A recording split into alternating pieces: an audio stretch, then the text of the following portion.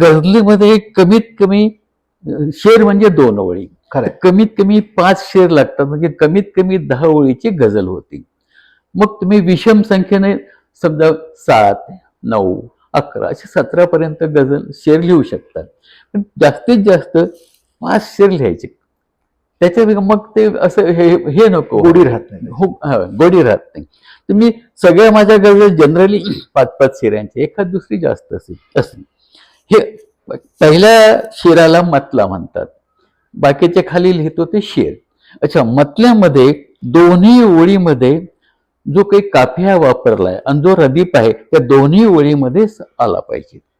असं, भेट आता तुझी टाळली पाहिजे, याद आली तरी जाळली पाहिजे. हा मला मतला. पाळली पाहिजे, जाळली पाहिजे, काफिया रदीप, काफिया रदीप. पाहिजे सगळीकडे येणार दुसऱ्या ओळीमध्ये, आणि पाळली दुसऱ्या काफिया येणार.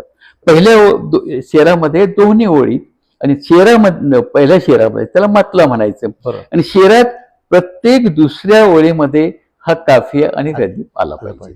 असा नियम आहे. असं नियम आहे. असं.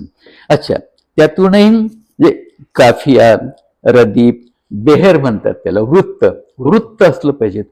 भेट आता तुझी टाळली पाहिजे, नारेना नारेना नारेना नारेना. भुजंग प्रयात वृत्त, म्हणजे आपल्या रामदासांचे जे अभंग आहेत सगळे ते भुजंग प्रयात वृत्तातले आहेत. असं तसे हे साधलं पाहिजे. तसं नारेना नारेना नारेना नारेना. अलीकडचे गझलकार काय करायला लागलेत, ह्याला म्हणायचं काय, ह्याला म्हणायचं फक्त अक्षरगण वृत्तात लिहिणं. हे अक्षरगण झालंय. ह्याचं अक्षरगणाचं वृत्त काय, तर भुजंग प्रयात. असं तसंच आलं पाहिजे. ही जी लगावली आहे, जो मात्रांचा सिक्वेन्स आहे तो तसाच आला पाहिजे. नारेना नारेना नारेना नारेना असा सिक्वेन्स आला पाहिजे. अच्छा, ही एक सूट असते की 2 मात्रा लघु असतील तर त्याचा एक गुरु होतो. असं 2 मात्रा पण एकाच शब्दात आल्या पाहिजेत. असं तर मग त्याच्या 2 मात्राचा एक लघु होऊन जातो. असं.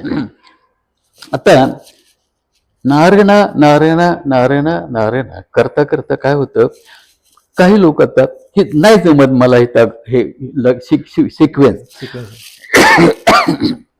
मग ते काय, मग दोन लघुची सूट घेतात. असं कधी कधी असं नारणा नार असं करतात, तर पुढे नार करतात आणि मात्रा 20 आणतात बरोबर. असं तो प्रॉब्लेम होतो.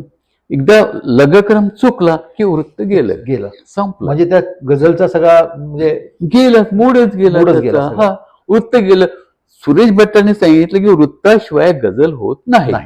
मग तसं तर बेभेरा झाला तो, वृत्त नाही झालं ते.